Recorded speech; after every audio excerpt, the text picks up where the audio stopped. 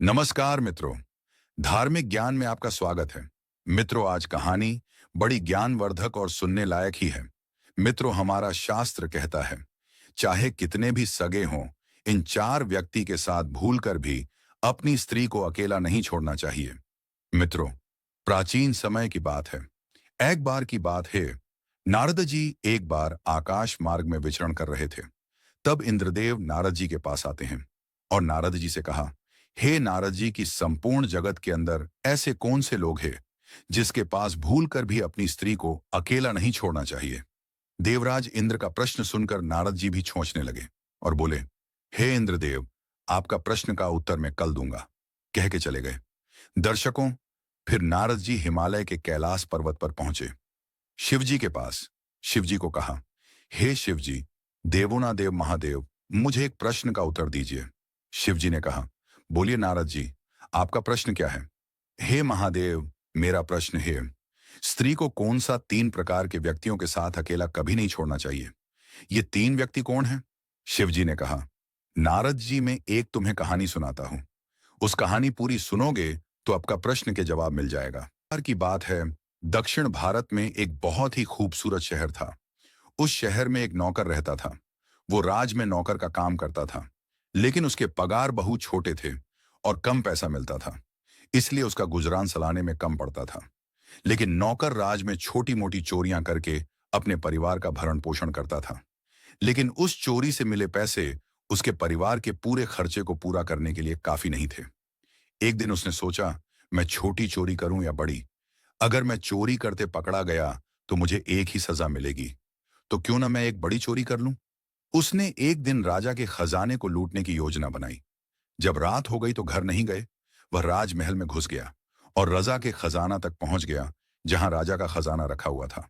वहां जाकर उसने देखा कि कई सैनिक खजाने की बड़ी रखवाली कर रहे पहरेदारों को देखकर नौकर ने सोचा कि इनकी आंखों में धूल झोंकना बहुत मुश्किल होगा। ही उनकी हिम्मत टूट गई और पीछे मोड़ा। लेकिन फिर सोचा कि अगर खाली हाथ लौटा तो कुछ नहीं कर पाएगा, चोरी तो करनी ही पड़ेगी। हिम्मत रख कर गया। अच्छा होगा कि मैं यहां से कुछ ले जाऊं, मेरा यहां आना व्यर्थ नहीं जाना चाहिए। चोर के मन में विचार आया कि मुझे राजा के शयन कक्ष में जाना चाहिए, जहां राजा सोते हैं। शायद इस समय राजा अपने गहने और कपड़े उतारकर सो रहे होंगे। मैं राजा के शाही गहने चुरा कर ले आऊंगा और उसके कपड़े पहनकर निकल जाऊंगा। पहरेदार सोचेंगे कि मैं राजा हूं, इसलिए वो मेरे रास्ते में नहीं आएंगे और अपना काम आसान मानकर चोर राजा के शयन कक्ष में पहुंच गया।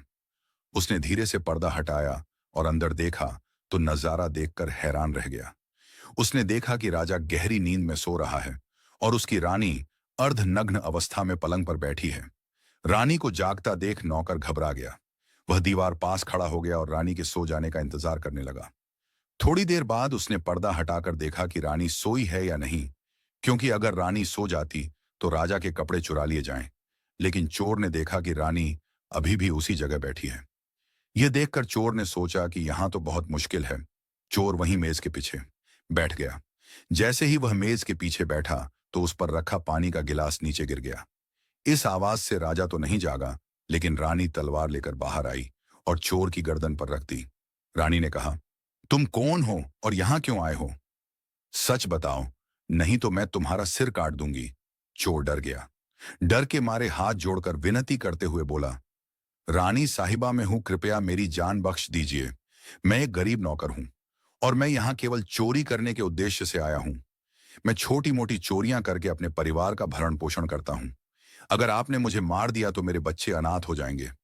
मैं वादा करता हूं कि अगर आपने मुझे इस बार जाने दिया तो मैं फिर कभी महल की ओर नहीं देखूंगा। रानी को उस पर दया आ गई और उसने कहा, सुनो, मैं तुम्हें एक शर्त पर छोड़ सकती हूं। मैं अभी वासना से ग्रस्त हूं। अगर तुम मेरे साथ संभोग करोगे तो मैं तुम्हें यहां से जाने दूंगी, वरना मैं एक ही झटके में तुम्हारा सिर काट दूंगी। रानी की यह अनोखी शर्त सुनकर चोर और भी डर गया और बोला, रानी साहिबा, आप यह क्या कह रही हैं? मैं तो एक साधारण चोर नौकर हूं और आप इतने बड़े राज्य की रानी हैं। मेरी क्या हैसियत है कि मैं आपके साथ ऐसा कर सकूं? ऐसा सोचना भी मेरे लिए बहुत बड़ा पाप है। रानी ने कहा कि मैं कुछ नहीं सुनना चाहती। अगर तुम्हें अपनी जान प्यारी है तो मैं जैसा कहूं वैसा करो, वरना मरने के लिए तैयार हो जाऊं। रानी का ऐसा प्रस्ताव सुनकर चोर का दिल धड़क उठा। वह सोचने लगा, आज मैं बड़ी मुसीबत में फंस गया हूं।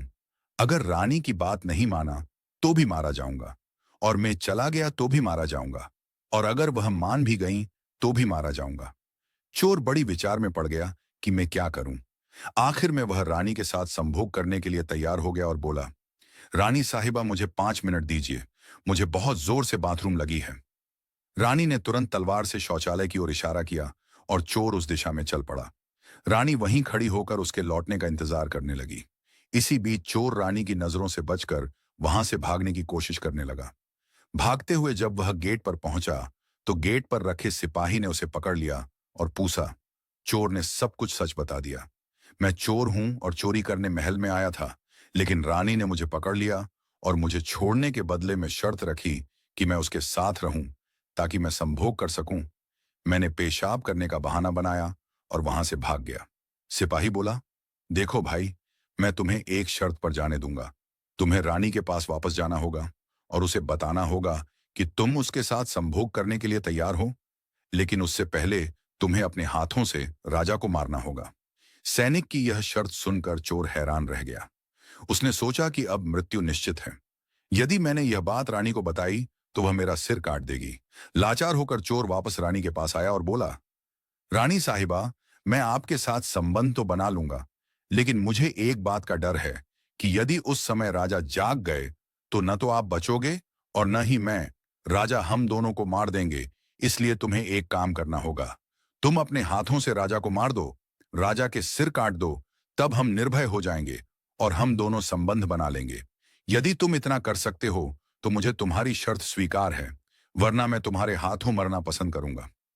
ये बात सुनकर रानी ने संभोग के लिए राजा को मारने का निर्णय किया। यह कहकर रानी ने दोनों हाथों से तलवार पकड़ी और अपने सोए हुए पति का सिर काट दिया। जब रानी ने राजा का सिर काटा तो पूरा कमरा खून से लथपथ हो गया और रानी भी राजा के खून से भीग गई। वह भयावह दृश्य देखकर रानी बेहोश हो गई और उसी समय चोर वहां से भाग निकला। सुबह होते ही राजमहल में हल्ला मच गया कि किसी ने राजा को मार दिया है। सभी गए, लेकिन राजा को मारने वाले का पता नहीं चल सका। सभी को आश्चर्य हुआ कि किसी ने सोते हुए राजा को मार दिया है। रानी भी जोर जोर बहुत से रो रही थी। पूरे महल में यह रहस्य केवल उस सैनिक को ही पता था। ऐसा माना जाता था कि या तो रानी ने या फिर चोर ने राजा को मारा है, लेकिन उन्होंने इस बारे में किसी को नहीं बताया। लेकिन किसी को पता न चले, इसलिए रानी ने सती बनने का ऐलान किया। यह जानकर किसी को रानी पर संदेह नहीं हुआ, क्योंकि यदि रानी ने राजा को मार दिया होता तो वह राजा के साथ सती क्यों होती। इधर रानी सज धज कर राजा के साथ चिता पर जाकर बैठ गई। राज्य के सभी लोग एक एक करके चिता पर लकड़ियां रखकर बैठने लगे। वे लकड़ियां राजा की चिता पर रख रहे थे और उन्हें प्रणाम करके वापस लौट रहे थे। इस प्रकार अंत में वह सैनिक जो इस रहस्य को जानता था, वह भी राजा की चिता पर लकड़ियां रखने गया। उसने रानी के कान में धीरे से कहा, रानी, तुम सती हो जाओगी, लेकिन कृपया मुझे यह बताओ कि तुमने राजा को मारा या उस चोर ने। यह सुनकर रानी चौंक गई। वह समझ गई कि इसका मतलब यह है कि यह सैनिक भी यह रहस्य जानता था। उसने कहा, सुनो, न तो मैंने राजा को मारा और न चोर ने राजा को मारा। यदि तुम जानना चाहते हो कि राजा को किसने मारा, तो राज्य के बाहर पूर्व दिशा में जंगल में जाओ। वहां एक झोपड़ी में एक तांत्रिक बुढ़िया रहती है। वह इस रहस्य को जानती है। सैनिक को यह रहस्य जानना था, इसीलिए अगले दिन वह रानी ने बताया वहां जंगल में चला गया। जंगल में पहुंचते ही उसने वह झोपड़ी देखी जिसमें तांत्रिक बुढ़िया रहती थी। सैनिक ने बुढ़िया के पैर पकड़ ली और बोला, मां, मैं एक रहस्य जानना चाहता हूं। मैं तुम्हारे पास यह पूछने आया हूं कि राजा को किसने मारा। बुढ़िया मां बोली, बेटा, यदि तुम यह रहस्य जानना चाहते हो तो तुम्हें एक काम करना होगा। मेरी झोपड़ी के बाहर एक बकरा बंधा हुआ है। अपनी तलवार से उसका सिर काट दो। जैसे ही सिर कटेगा, बकरे का शरीर वहीं गिर जाएगा और उसका सिर हवा में उड़ने लगेगा। फिर तुम बकरे के सिर के कानों को पकड़ लेना। बकरे का सिर तुम्हें जिस स्थान पर ले जाएगा, तुम्हें अपने प्रश्न का उत्तर मिल जाएगा कि राजा को किसने मारा। अब सैनिक ने वैसा ही किया। सैनिक ने झोपड़ी के बाहर बंधे बकरे का सिर काट दिया। ही बकरा हवा में उड़ने लगा और उसने बकरे के दोनों कान पकड़ लिए और उसे उस भयानक जंगल के बीच में ले गया। वहां एक गुफा थी और उसके द्वार पर पहुंचते ही नीचे उतर गया। सैनिक सोचने लगा कि मुझे इस जंगल में कोई भी इंसान दिखाई नहीं दे रहा है, और डरने लगा। यहां तो कोई नहीं है, यहां कौन है? मुझे राजा की मौत का राज बताएगा। ये गुफा एक राक्षस की थी, जिसमें वह राक्षस और उसकी बेटी रहते थे। शाम हो चुकी थी और राक्षस अपने भोजन के लिए बाहर गया हुआ था। उसकी बेटी गुफा के अंदर मौजूद थी। जैसे गुफा की खुशबू आ गई और वह दरवाजे के बाहर आई, उसने देखा कि गुफा के बाहर एक हृष्ट-पुष्ट युवक खड़ा है। राक्षसी ने सोचा कि अगर वह इसे खा लेगी तो उसकी भूख शांत हो जाएगी, लेकिन उसे खाना नहीं चाहिए। ये तो छोटा बड़ा काम करगा। उस राक्षसी के रूप से एक सुंदर लड़की बन गई, और फिर उसके सामने एक बहुत ही खूबसूरत महिला खड़ी थी। उसने पहले कभी इतनी खूबसूरत महिला नहीं देखी थी। सैनिक उसे देखते ही उस पर मोहित हो गया। लड़की ने उसे अपनी गुफा में बुलाया और उसके साथ समय बिताया। जब राक्षस के लौटने का समय हुआ तो लड़की ने उसे मक्खी बनाकर दीवार पर चिपका दिया। राक्षस ने आकर बेटी से पूछा, बेटी, मुझे इंसान की गंध आ रही है। क्या कोई इंसान हमारी गुफा में आया है? बेटी ने बहाना बनाते हुए कहा, पिताजी, आप क्या कह रहे हैं? हमारे होते हुए यहां कौन आने की हिम्मत करेगा? मैं उसे जिंदा चबा जाऊंगी। इस तरह उसने राक्षस को झूठ बोल दिया। राक्षसी लड़की उसे हर रात इंसान बना देती और दिन में मक्खी बनाकर दीवार पर चिपका देती। कई दिन बीत गए। सैनिक को अपने परिवार की याद आने लगी, लेकिन वह राक्षसी लड़की की गुफा से बच नहीं पा रहा था। एक दिन उसे मौका मिला और वह रात को वहां से भाग निकला। कई दिनों तक भागने के बाद वह अपने नगर और घर पहुंचा। इस प्रकार उस सैनिक को अपने घर में रहते हुए बहुत दिन बीत गए। एक दिन उसे उस कन्या की याद आई। अब वह दिन रात उसके विचारों में खोया रहता। उसकी सुंदरता को याद करके वह उससे मिलने की इच्छा करने लगा और उनके मिलने का विचार में खोए रहते। उसके बिना उसे न तो खाने का मन करता था, न पीने का। उसे हर समय उसे मिलने का मन करता था। वह सोचता रहता था कि उससे कैसे मिलूंगा। सैनिक को राक्षसी कन्या से मिलने की लालसा होने लगी और उसने पुनः उसके पास जाने का निश्चय किया। उसने सोचा कि पिछली बार वह तत्रीक बुढ़िया मुझे वहां ले गई थी, परंतु अब मैं वहां से भाग आया हूं, इसलिए रास्ता नहीं मालूम, लेकिन मैं तत्रिक बुढ़िया को पुछ लूंगा। यह सोचकर वह उस बुढ़िया की झोपड़ी के पास पहुंचा और हाथ जोड़कर बोला, हे माता, मुझे एक बार फिर उसी स्थान पर भेज दो जहां तुमने मुझे पहले भेजा था। वह सैनिक राजा की हत्या का रहस्य भूल चुका था। वह राक्षसी कन्या से मिलने के लिए अधीर हो रहा था। बुढ़िया समझ गई कि यह वासना के वश में कोई भूत सवार हो चुका है। बुढ़िया बोली, बेटा, पहले मेरे पास एक बकरा था, उसकी बकरी को पकड़कर तुम वहां गए थे। अब वह भी नहीं है। अब मैं तुम्हारे पास कैसे पहुंचाऊं? तब सिपाही ने कहा, हे मां, मैं जीवन भर तुम्हारा गुलाम रहूंगा, बस एक बार मुझे उस लड़की से मिलवा दो। बुढ़िया बोली, बेटा, मैं तुम्हें उससे मिलवा दूंगी, लेकिन इसके लिए तुम्हें अपने बेटे को मेरे पास भेजना होगा। सिपाही बोला, इसमें कौन सी बड़ी बात है?